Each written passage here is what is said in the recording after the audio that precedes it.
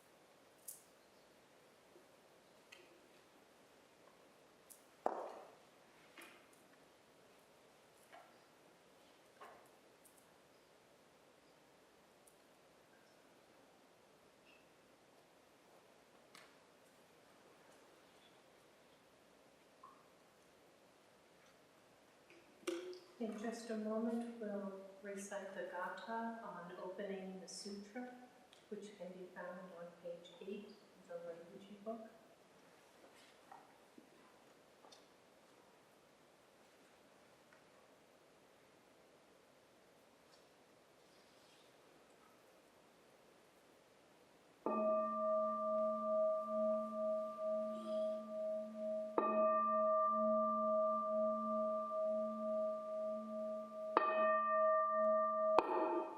Gatha on opening the sutra.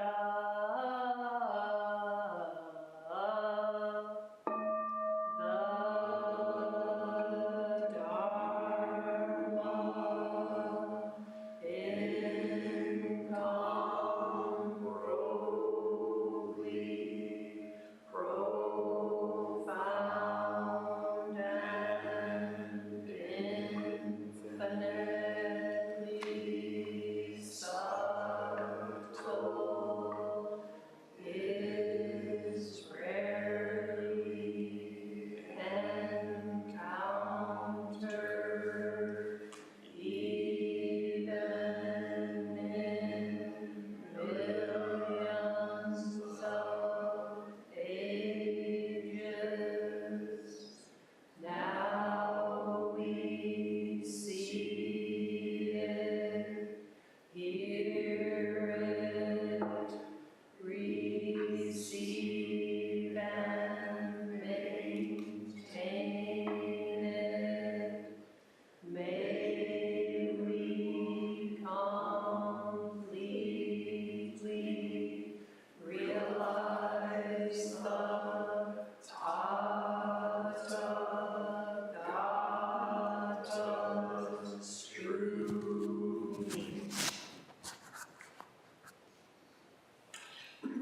So good evening, everyone. Can you hear me? Were those cannons really, really fast? Or am I just getting really slow? I don't know, but I was like, I couldn't even get to the bathroom and back. But anyway, here we are. Thank you for coming out in this cold winter evening. You know, I know it's December, but this week, I think Monday or Tuesday, I was standing in my kitchen and I suddenly realized Christmas is next week. And this flood of anxiety came through my body because all the things I have to do, all the people I have to make happy, and I was like off to the races. I was no longer in my kitchen, in my body. I was off into the to-do list. I think probably you all know what that feels like. And then sometime later, there I was back in my kitchen with my feet on the ground. And it's like, what just happened? And it does seem like the season of goodwill to all people is infused with anxiety, and certainly in our culture. So that might be interesting to look at anxiety and what does Buddhism have to say about it. More importantly, how can we work with it in a Buddhist context? So it's an emotion we hear about a lot, particularly in Western society. And many of us have grown up with anxiety in our bodies as children.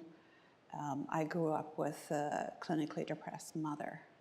And of course, anxiety can be a symptom and or a trigger of depression. So for me as a child, anxiety was the white noise in the background 24/7. That was just the norm. But I think probably there isn't a person in the Zendo who hasn't experienced anxiety either as a situational thing or actually as a background in their mind very constantly. And it does seem that today it's part of the zeitgeist, right? That this is epidemic of anxiety. And how do we handle this? How do we practice with it? So writ large, of course, we would say there is nothing to worry about, right? Doan Roshi always quotes Julian of Norwich, all shall be well, all shall be well, all manner of things shall be well. This profound trust in the love of God. We would phrase it differently, probably. Profound trust in the nature of reality, profound trust in our own true nature, which is no different. Buddha nature pervades the entire universe. And Zen is not unlike all the other mystical traditions. They all speak to this profound alignment with the way things are. But I think unless we really have a deep understanding of what that's pointing to, it can sound trite, it can sound hallmarky, it can sound overly simplistic.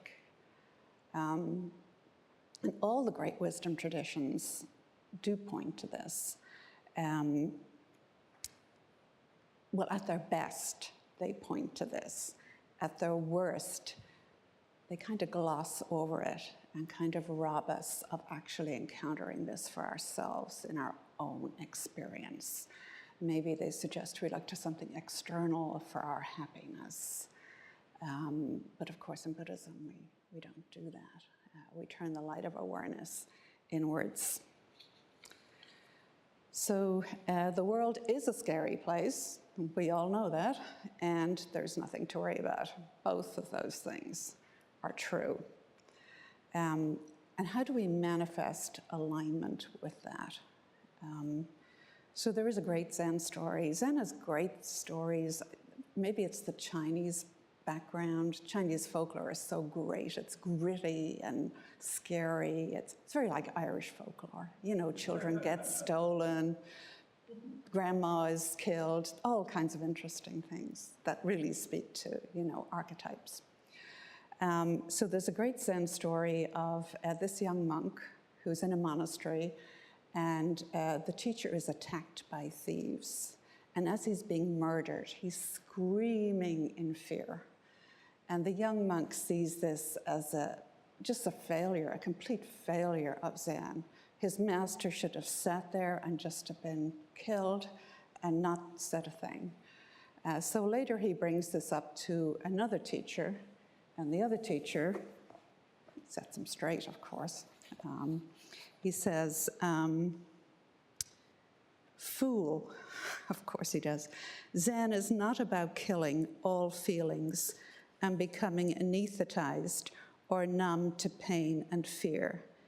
Zen is about being free to scream loudly and fully when it's time to scream." So in our way, when it's time to scream, we scream. When it's time to cry, we cry. When it's time to laugh, we laugh. When it's time to be anxious, we're anxious. We're the Buddha of anxiety. So how do we practice? How do we do that? How are we the Buddha of anxiety? How do we practice that? Well, there's very obvious ways we do it. Like someone walks into the temple on a Sunday, one of the first chants they hear are the 5 remembrances. You are going to die, you're going to grow old, you're going to be ill, and everyone you love will be separated from you. So we're obviously past the point of platitudes and denial here. But counterintuitively, that's really liberating. I've shared that chant with a number of friends I have who are definitely on their own spiritual paths. They're not Buddhists. And they always encounter this chant with such great relief. I can actually say this, and this is okay. This is the way things are. I don't have to sugarcoat it. So facing fear directly, and we've all heard stories of, like from the Holocaust, that Dutch woman, whose name I can't remember, who stood in the corner of the concentration camp and encountered the boundlessness of God in the midst of all this horror. Thich Nhat Hanh, who practiced in the horrors of war. And I'm currently reading a book by Larry Rosenberg. He's a Theravadan teacher. And the title of it is, "The World Exists to Set You Free." This burning world exists to set you free, which is a fantastic title. So this world, this body, these sense gates, this mind with all of its mental formations, thoughts, emotions, anxiety, all of this is the fuel for awakening.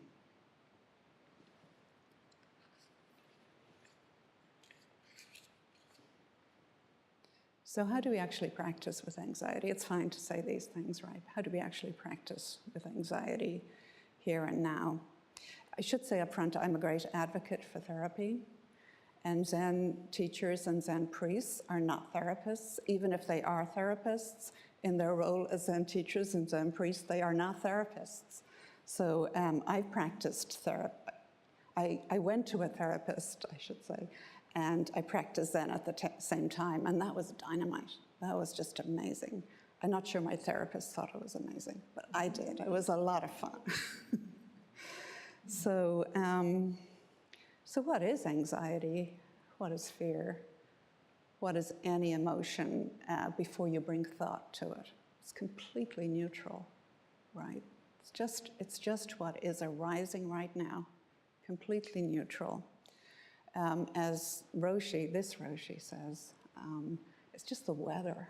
You know, the vast blue sky is always there. This is just a storm that we're encountering right now.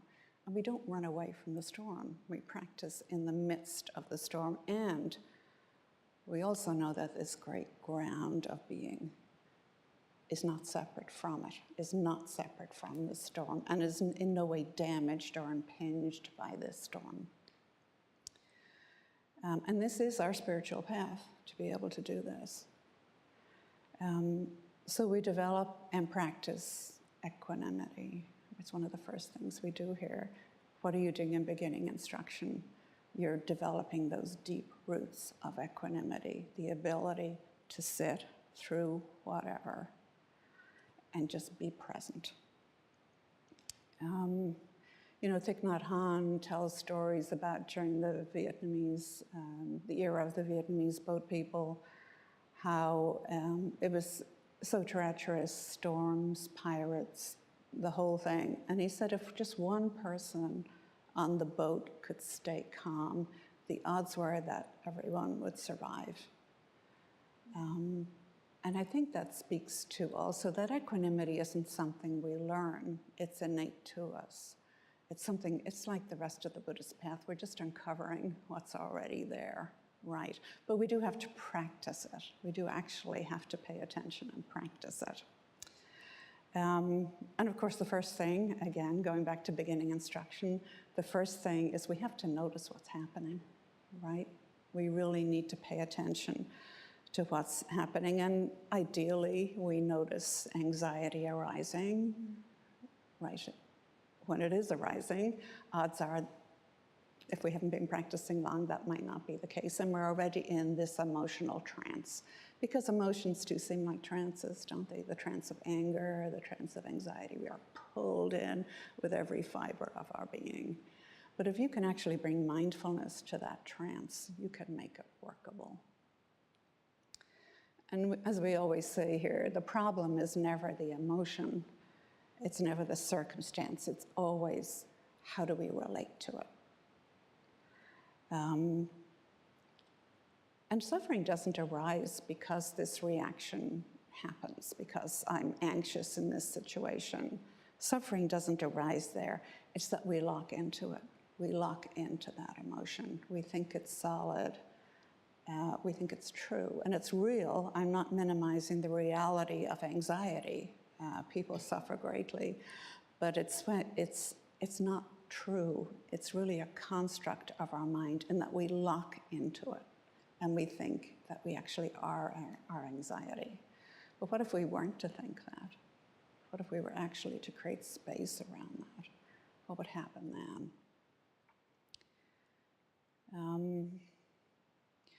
Winston Churchill suffered from depression.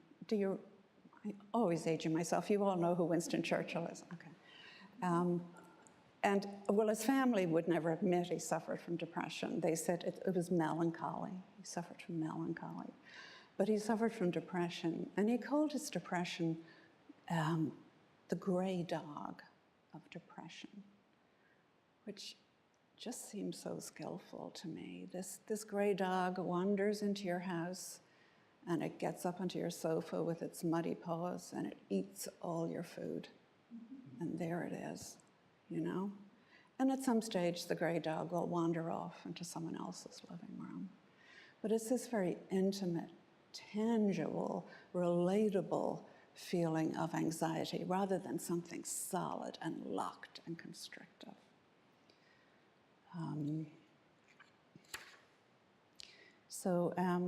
Some of you are probably familiar with Tara Brach, another Vipassana teacher and a clinical psychologist.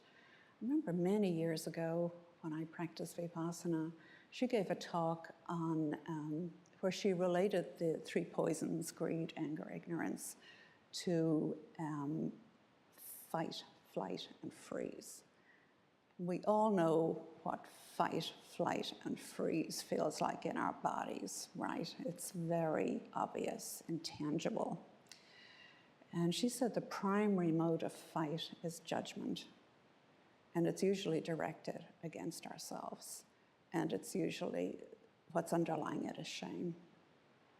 The primary mode of flight is obsessive thinking. You're off to the races, right? So defensiveness, avoidance, I don't want this. And then freeze is surreal. I just can't deal with this. Ignorance, I don't care. I don't want to deal with this. So clinging to a self that we judge, and we judge very harshly. Aversion, I don't want that. And ignorance, I don't care. And I think we've all been there, right? And what are the common denominators in these feelings? We're disembodied, right? We leave our body. We are completely running on thought. We don't feel our feelings directly. For instance, if we're feeling anger, anger is very often a secondary emotion, and very often what's underlying it is fear. But we are so caught in the anger that we can't actually get to the basis of it, which is the fear. There's no room for compassion, particularly self-compassion, because we're in the hell realm. There's no space to do anything. We're identifying with the small, threatened self. And we're running on the very old part of the brain, the self-protection part of the brain, the amygdala.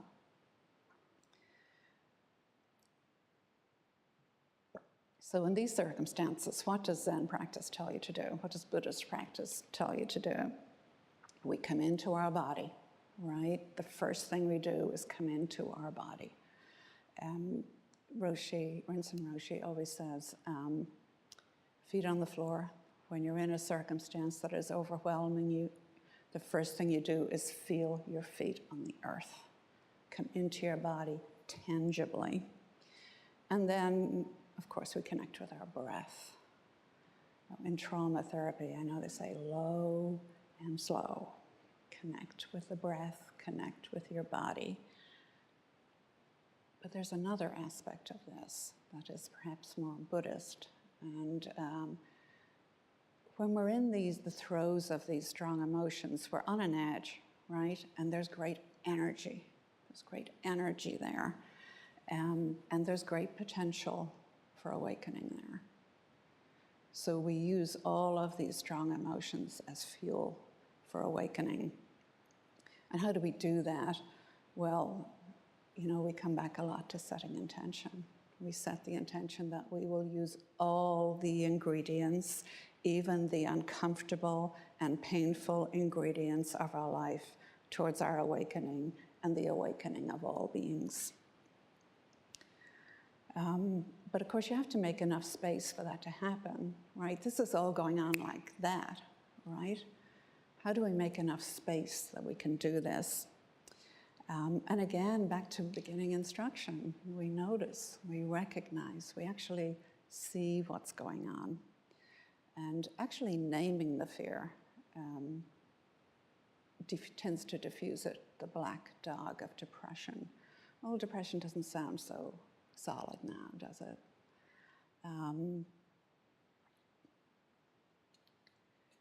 And that can open up the space. Then, so we recognize it, we acknowledge it. This anxiety has a perfect right to be here. It's not a mistake. I am in a human body with a human mind, with the mental formations of a human mind, with thought, with emotion. This emotion has an absolute right to be here. I'm not fighting it. And what we do is offer it presence, right? We bring it into awareness, we offer it presence, and then we move that presence from the mental to the physical into our bodies. So we come into our bodies and we actually feel the feelings. And we can actually, with a lot of practice, even locate those feelings in our bodies. If any of you practice Qigong, which I highly recommend, an ancient Chinese tradition, which dates back to probably 3000 at least BCE, you actually notice you can actually locate emotions in your body. You become that familiar with it.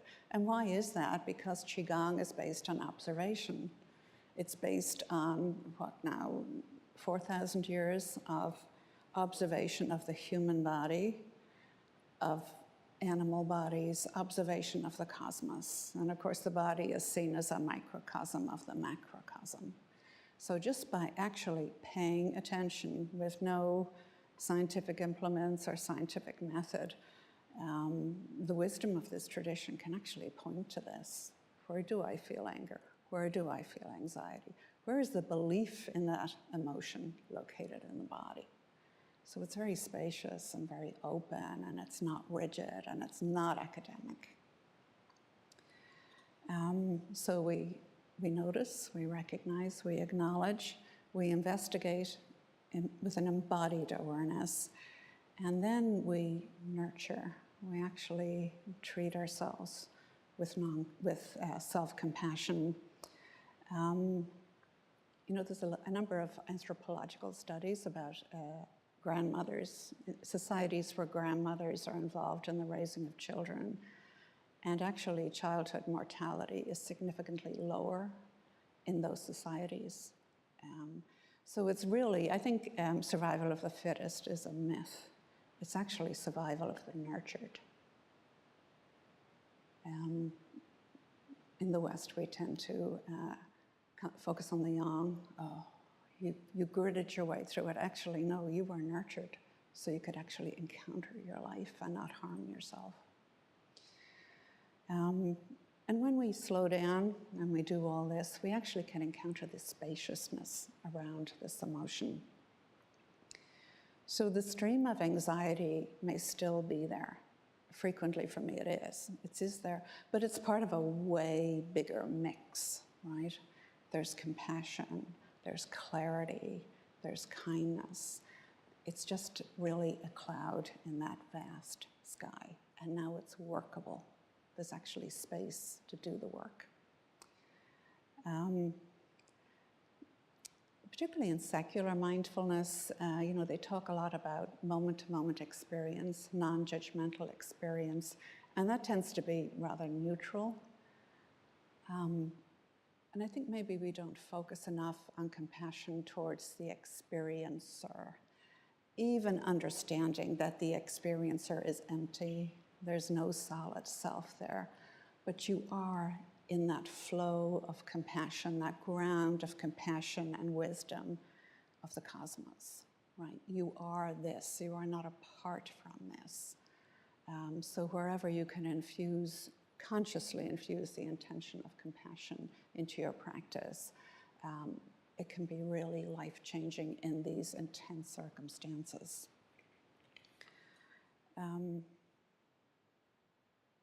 So we may feel, oh, I don't have a clock. How am I for time? No one has a clock. Sorry? It is 10 minutes to 9? Okay, then I should finish. I'm not going to talk about the Buddha and all the anxiety he suffered from.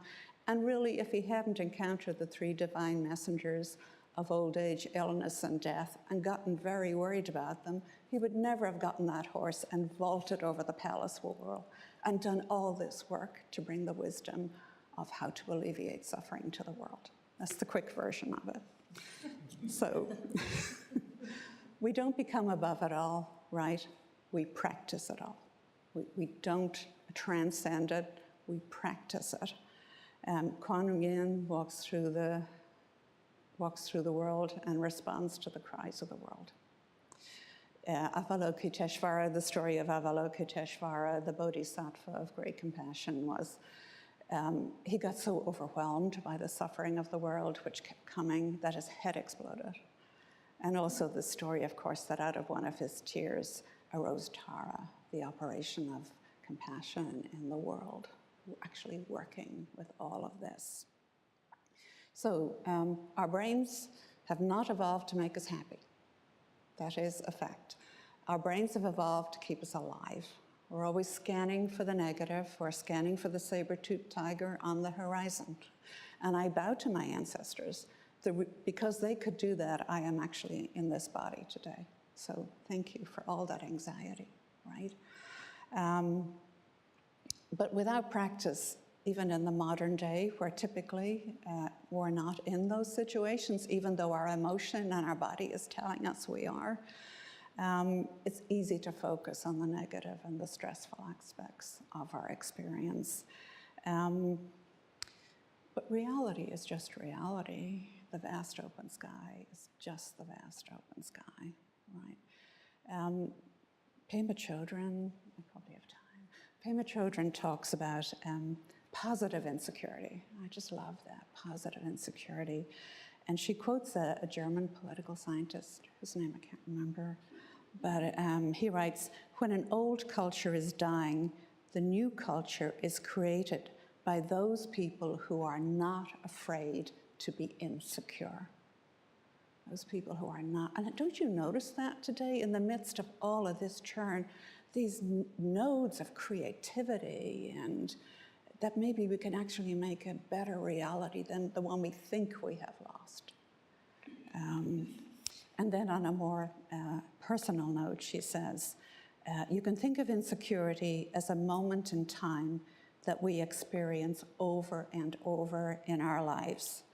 When you feel insecurity, whether you feel it in the middle of the night out of nowhere, or whether it's constant, there is a groundless and unformed quality to it. The Buddhist teaching suggests that this kind of insecurity can serve as a direct path to freedom.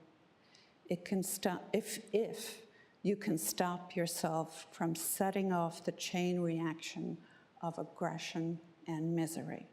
It can serve as a direct path to freedom if you can stop yourself from setting off the chain reaction of aggression and misery. So for the sake of all beings, to bring all beings to complete and full awakening, may we work on stopping this chain reaction of aggression and misery. Maybe some. We'll now recite the Bodhisattva vows on page 8 of our liturgy book.